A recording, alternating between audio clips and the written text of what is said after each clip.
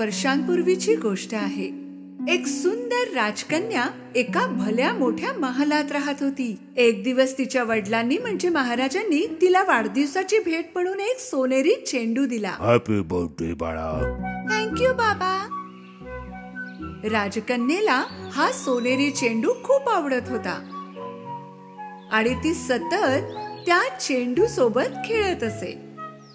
एक दिवस ती खेळता खेळता महालाच्या बाहेर गेली. राजकन्या खेळता खेळता एका तलावाजवळ पोहोचली.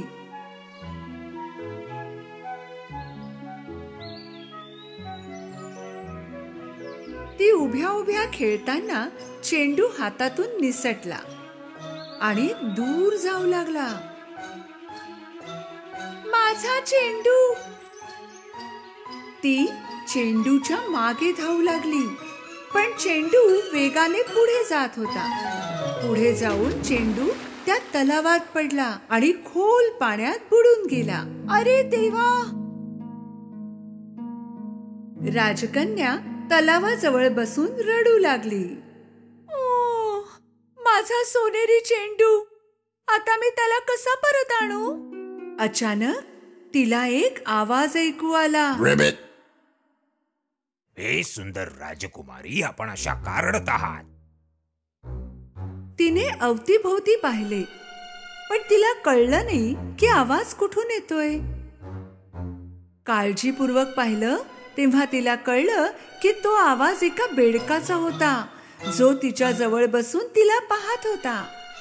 बेडूक राजकन्येजवळ उडून बसला आणि पुन्हा विचारू लागला. काय झालं राजकुमारी, आपण का रडत आहात?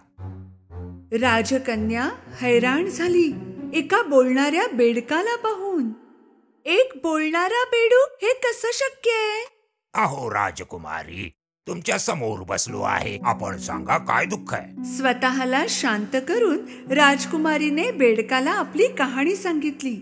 सोनेरी चेंडू जो माझ्या वडिलांनी मला दिला होता, तो तलावात पडला आणि बुडून गेला. आता मी काय करू? बेडूक राजकन्येच्या पायाजवळ आला आणि त्याने एक मार्ग सुचवला. सुंदर राजकुमारी, मी तुमचा बॉल घेऊन येईन, पण त्या बदल्यात तुम्हाला माझ्यासाठी काहीतरी करावं लागेल. राजकन्येला कळलं नाही, पण काय करावं लागेल? जर तुम्ही माझी मैत्री कबूल केलीत तर मला तुमच्या बरोबर तुमच्या महालात न्यावं लागेल. राजकन्येने याबद्दल विचार केला आणि होकार दिला.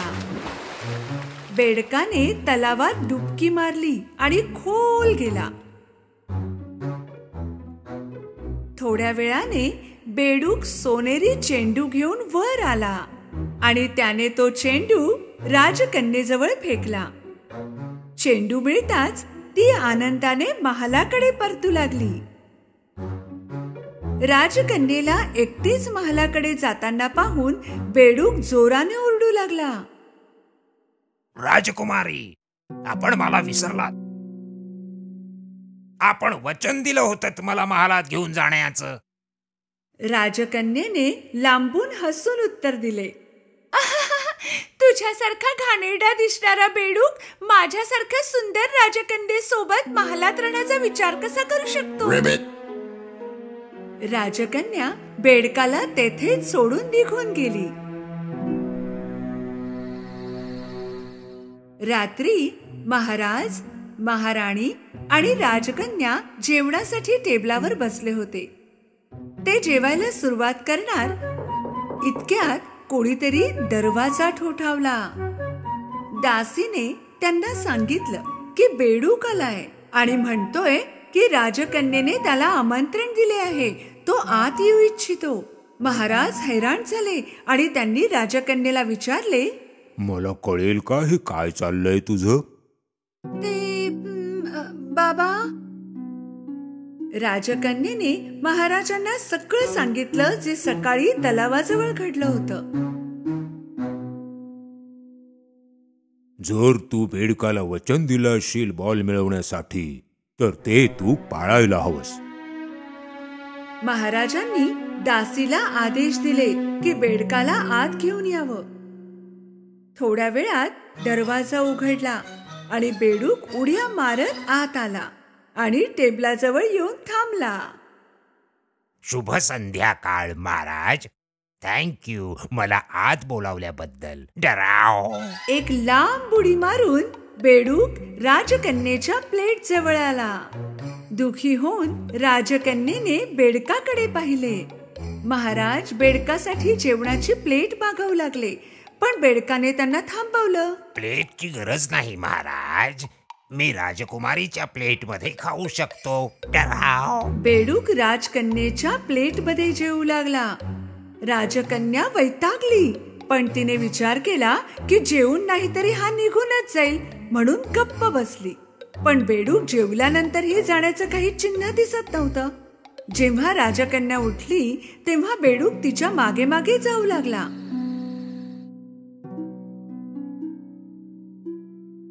काही वेळानंतर बेडकाला झोप येऊ लागली. राजकुमारी, मला खूप झोप येतेय. जर तुझी हरकत नसेल तर मी तुझ्या बेडवर झोपू शकतो. वडिलांना वाईट वाटू नये म्हणून तिने बेडकाला होकार दिला. बेडकाने बेडवर उडी मारली आणि राजकन्येच्या मऊ उशीवर झोपी गेला. आपला सगळा राग मनात ठेवून राजकन्या बेडकाच्या बाजूला जाऊन झोपली.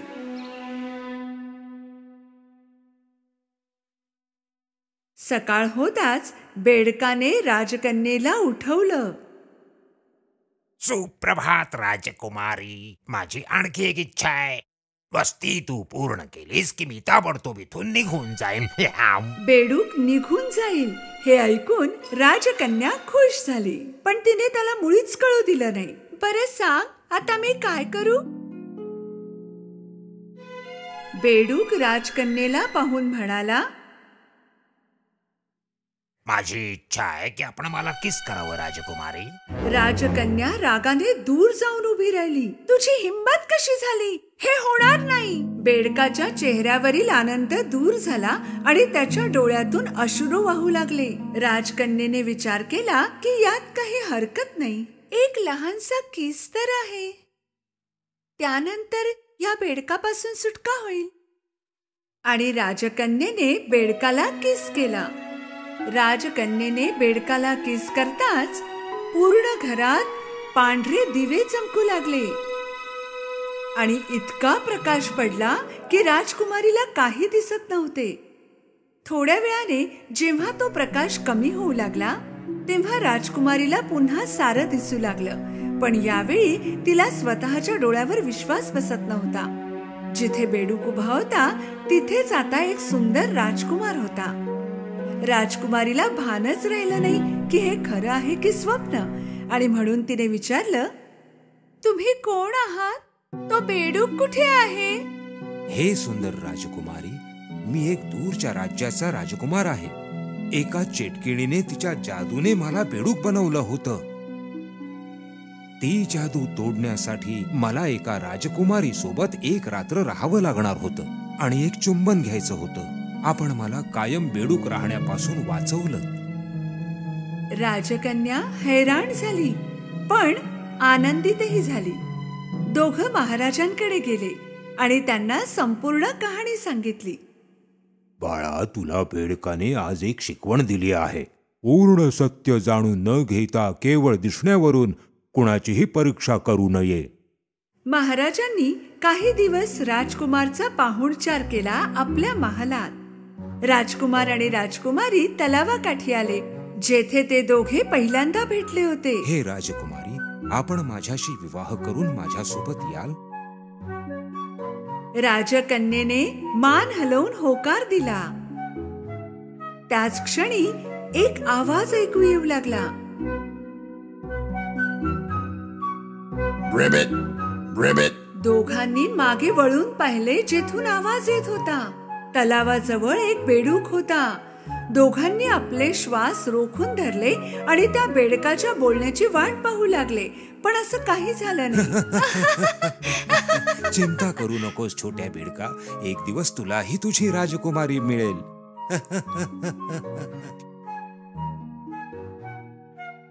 काही काळानंतर त्या दोघांनी लग्न केलं आणि सुखात राहू लागले.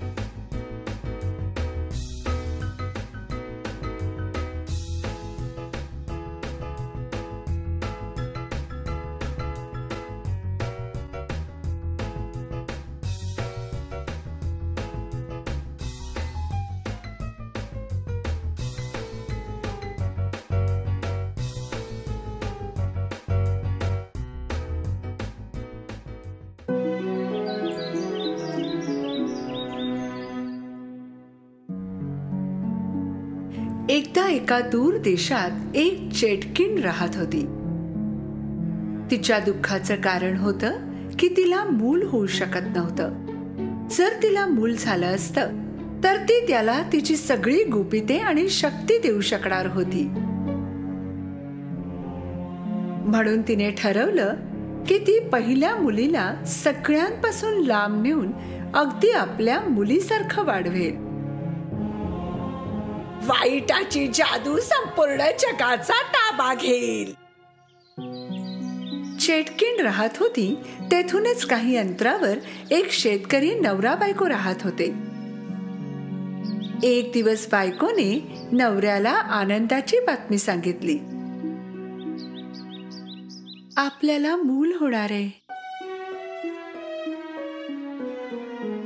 दुर्दैवाने त्यांचा आनंद फार काळ टिकला नाही. बायको खूप आजारी पडली. जसजसा काळ पुढे चालला होता तिचं वजन कमी होत गेलं. जर ती लवकर बरी झाली नसती तर मूलही दगावलं असतं.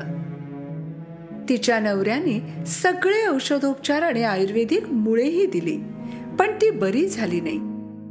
त्यांच्या शेवटच्या डॉक्टरांनी त्यांना सांगितलं की एकच उपाय आहे ज्यामुळे त्यांची बायको बरी होऊ शकेल. एक वाईट चेटकीण आहे. तिच्या जवळच फक्त हिला बरं करणारी मुळी आहे.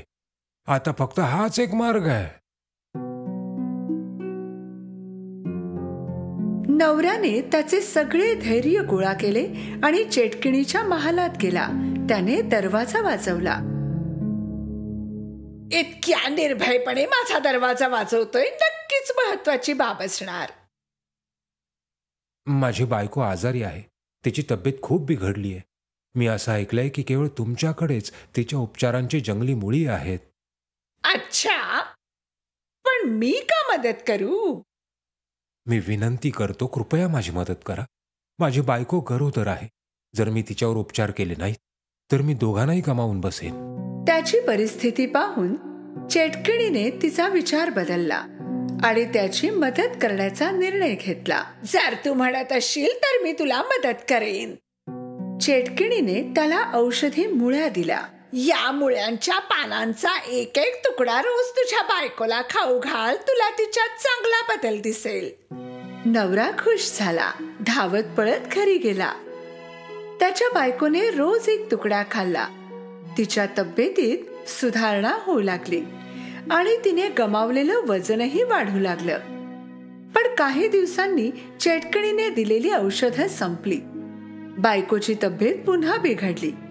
यावेळी कमी वेळातच तिची परिस्थिती जास्त गंभीर झाली. कोणताच उपाय नसल्या कारणाने नवऱ्याने पुन्हा चेटकिणीच्या महालाचा दरवाजा वाजवला. चेटकिणीला माहित होतं तो पुन्हा नक्की येणार. या त्याच बिया आहेत ज्याने तुझी बायको बरी होऊ शकेल. तू ह्या बिया तुझ्या बागेत लाव, बघ तुझ्या बायको मुलाला वाचवू शकशील. पण माझी एक अट आहे. जर तुला मुलगी झाली तर ती मुलगी मला द्यायचीस. मी अशी अट कधीच मान्य करू शकत नाही. मग जा इथून. चेटकिणीने त्याच्या तोंडावर दरवाजा बंद केला. दुखी होऊन नवरा घरी परतला. तो बायकोला काहीच सांगू शकत नव्हता. जसजसे दिवस चालले होते बायकोची तब्येत बिघडत गेली. आता मुलालाही धोका वाढला. नवऱ्याची झोप उडाली होती. जर त्याने चेटकिणीची अट मान्य केली नसती तर तो बायको मुलाला गमावून बसला असता. पण त्याने अट मान्य केली आणि जर त्याला मुलगा झाला असता तर त्याची बायको आणि मुलगा दोघेही वाचले असते. म्हणून त्याने त्याचं मन घट्ट केलं आणि चेटकिणीच्या महालात गेला.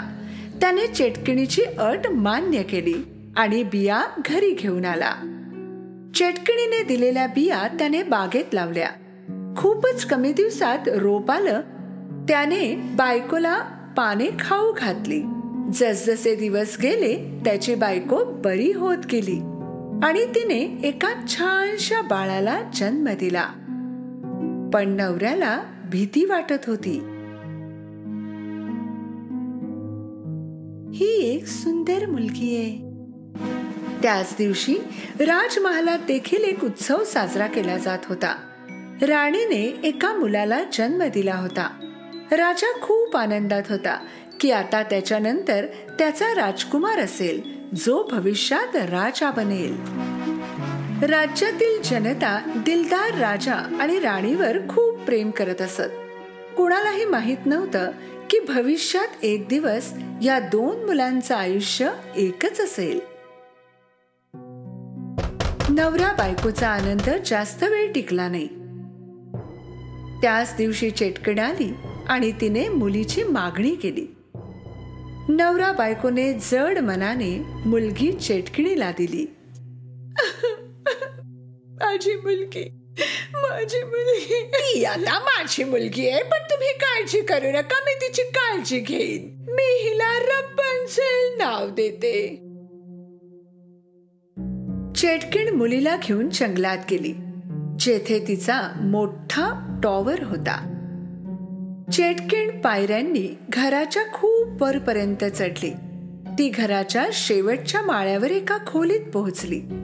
चेटकिणीने मुलीला पाळण्यात ठेवलं. रॅपेन्झेल, माझी सुंदर मुलगी. चेटकिणीलाच आपली आई मानून रपन्झेल त्या घरात तिचं आयुष्य जगत होती. दिवसा रपन्झेल टॉवरवरून खाली उतरून महालाच्या समोरच खेळत असे आणि रात्री पुन्हा टॉवरच्या शेवटच्या माळ्यावर तिच्या छोट्याशा खोलीत परतत असे. चेटकिणीने रपन्झेलचे सोनेरी केस कधीच कापले नाहीत. ती रोज तिचे केस व्यवस्थित विंचरत असे. रपन्झेलला हे खूप आवडत असे. काळ लोटला. आता रपन्झेल मोठी झाली होती. आता ती तरुणी बनली होती. एक दिवस चेटकिण टॉवर जवळ आली आणि रपन्झेलला बाहेर बोलवलं. रपन्झेल, माझ्या बाळा, तुझे सोनेरी केस खाली सोड. रपन्झेलने तिचे सोनेरी केस खाली सोडले. तिचे केस आता खालपर्यंत पोहोचू लागले होते. फारच छान. चेटकिण टॉवरच्या पायऱ्यांपर्यंत पोहोचली. मग शेवटच्या पायरीवर उभी राहून तिने काही जादूचे शब्द उच्चारले आणि पायऱ्या पडू लागल्या.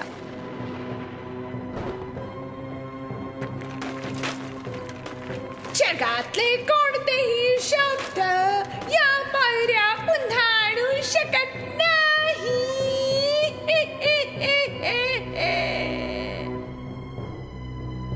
आश्चर्याने जे काही होत आहे ते पाहून रपन्झेलला कळून चुकलं होतं की ती टॉवरवरून कधीच खाली उतरू शकणार नाही.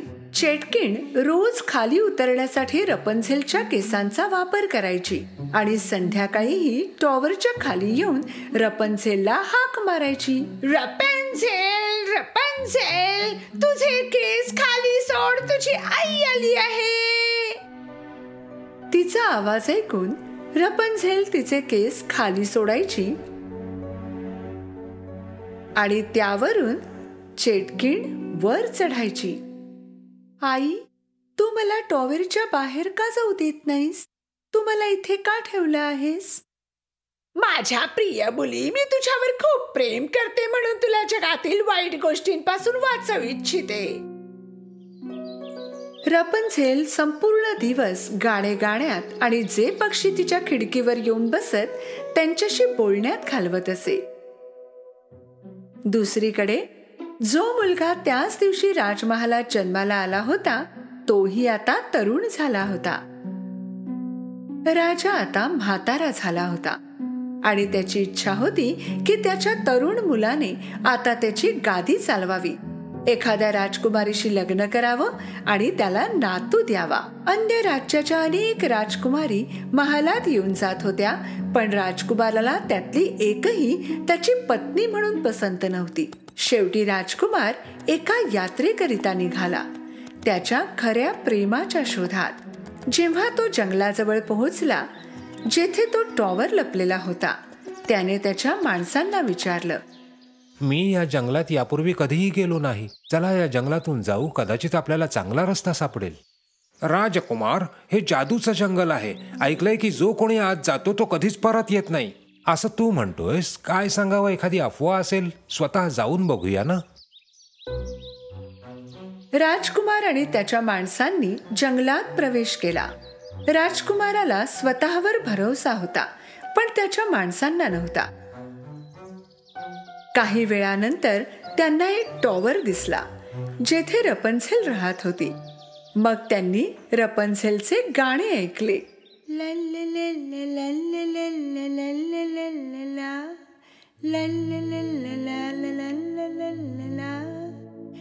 किती गोड आवाज आहे. टॉवरच्या जवळ जाऊन राजकुमाराने तिचे गाणे ऐकले आणि काही वेळ तिचे सौंदर्य निरखत राहिला.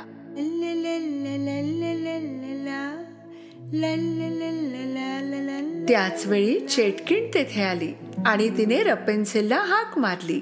रपेन्झेल, तुझे सोनेरी केस खाली सोड. चेटकिणीचा आवाज ऐकून रपेन्झेलने तिचे सोनेरी केस खाली सोडले आणि चेटकिन केसांच्या आधारे वर चढली. अच्छा, हिचं नाव रपेन्झेल आहे तर. राजकुमारने काही दिवस टॉवरच्या आजूबाजूला फिरण्याचा निर्णय घेतला आणि रपेन्झेलला पाहत राहिला. चेटकिन रपेन्झेलच्या केसांच्या आधारे सकाळी खाली यायची आणि रात्री वर चढायची. रपेन्झेल, तुझे सोनेरी केस खाली सोड.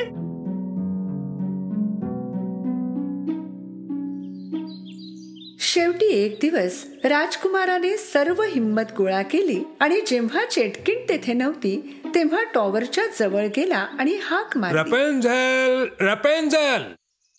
रपेन्झेलने पहिल्यांदा तिच्या आईशिवाय कुणाचा तरी आवाज ऐकला होता. आधी तिला संकोच वाटत होता, पण नंतर ती उत्सुक होती हे पाहण्यासाठी की कोण असू शकतं. म्हणून तिने खिडकीतून खाली पाहिलं. तिने पाहिलं की एक तरुण खालून तिच्याकडे पाहत होता. तू कोण आहेस आणि तुला माझं नाव कसं माहित आहे? मी या राज्याचा राजकुमार आहे. मी तुझा अद्भुत आवाज ऐकला आणि मला तुला भेटायचं आहे. मला अनोळखी लोकांशी बोलण्याची परवानगी नाही. कृपया निघून जा. तुला माझ्यापासून काही धोका नाही, मी वचन देतो. कृपया खाली ये, म्हणजे आपल्याला बोलता येईल. मी नाही येऊ शकत, इथे पायऱ्या नाहीत. त्याच वेळी रपेन्झेलने आईला येताना पाहिलं. लवकर येथून निघून जा, आईने तुला पाहायला नको. राजकुमार लगेच झाडाच्या मागे लपला. टॉवरच्या जवळ जाताच चेटकिणीने हाक मारली आणि रपेन्झेलच्या केसांवरून वर चढली.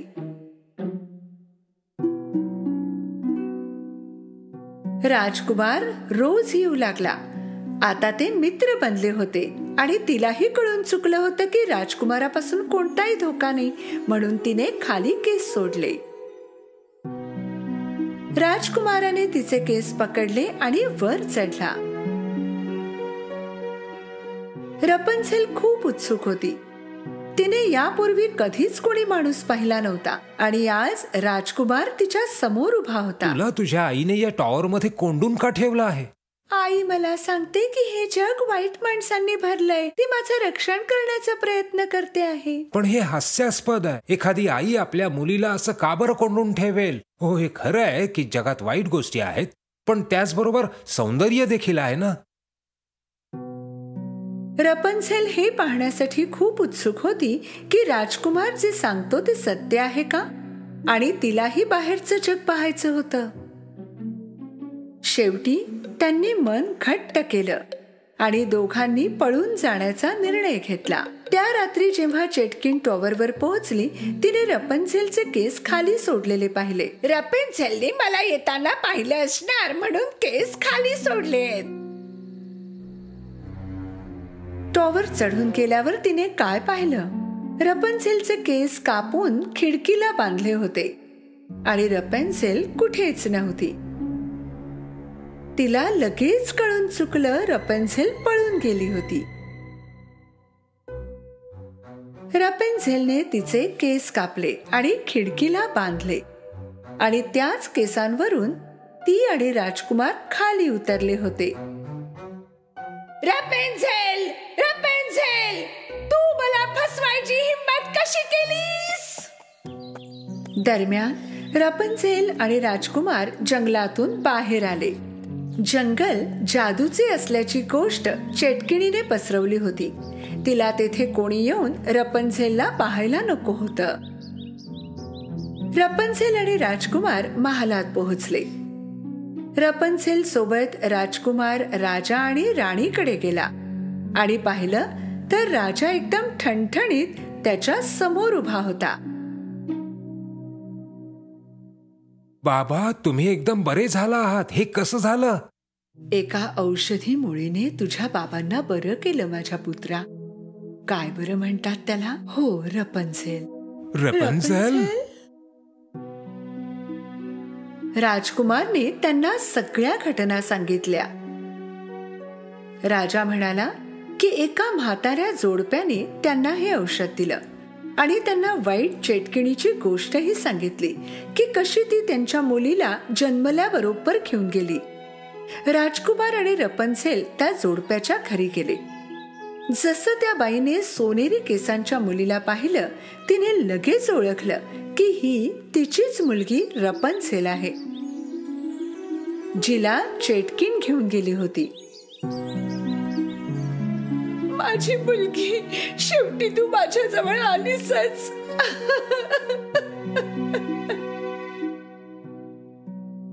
सुरुवातीपासून संपूर्ण गोष्ट ऐकल्यानंतर रपन्झेलने तिच्या माता पित्यांचा स्वीकार केला.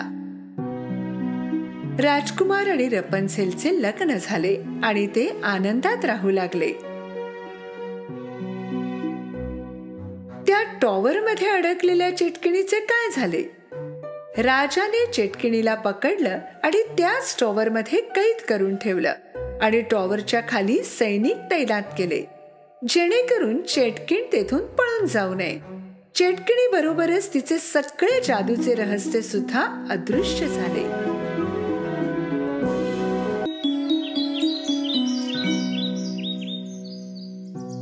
खूप वर्षांपूर्वी एका शेतात प्राण्यांना चाऱ्याशिवाय सोडून दिलं होतं. लाल कोंबडीने अन्न शोधण्यासाठी संपूर्ण शेत फिरण्याचा निर्णय घेतला. ती पहिल्यांदा गायीकडे गेली. अन्न शोधण्यासाठी तू माझ्यासोबत येशील का? नाही, मी नाही येऊ शकत. खूप गरमी आहे. माझ्याने चालणं होणार नाही. मग ती डुकराकडे गेली. तू मला अन्न शोधण्यासाठी मदत करू शकतोस का? नाही, मी नाही येऊ शकत. इथे खूप उकडतंय. मी इथून हलूही शकत नाही.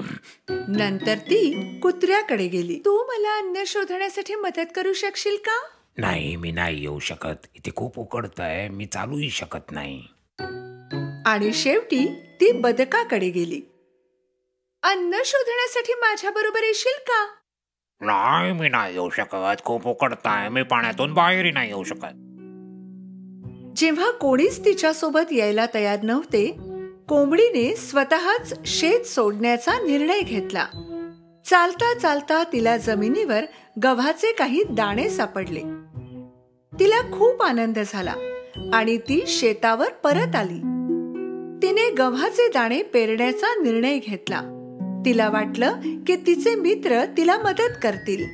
गाय, हे पहा, मला गव्हाचे दाणे मिळाले. तू माझ्यासोबत दाणे पेरशील का? नाही, मी तुला आधीच सांगितलंय, खूप गरमी आहे. कोंबडी डुकराकडे गेली.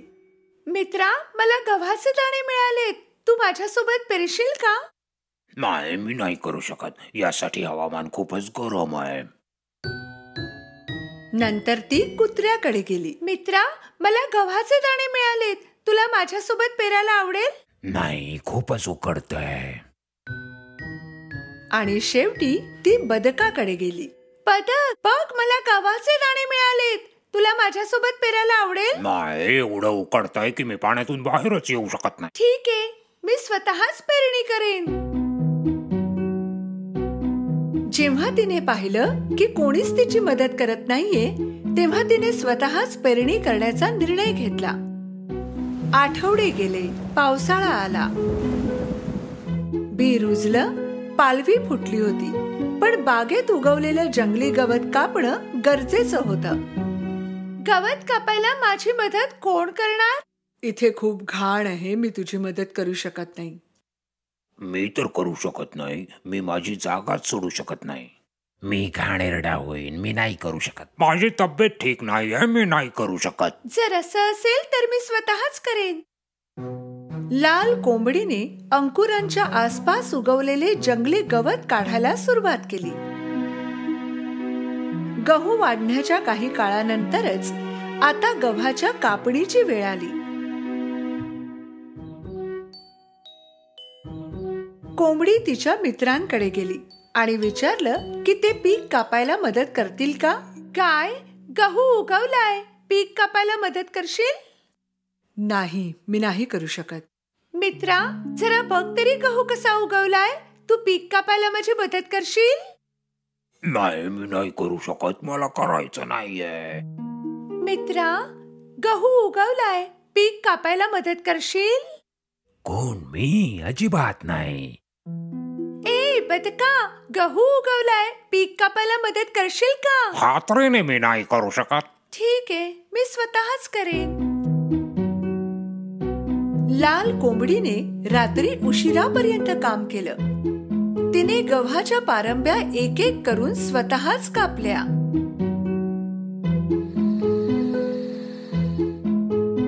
आता गव्हाचे पीठ बनवण्याची वेळ आली होती.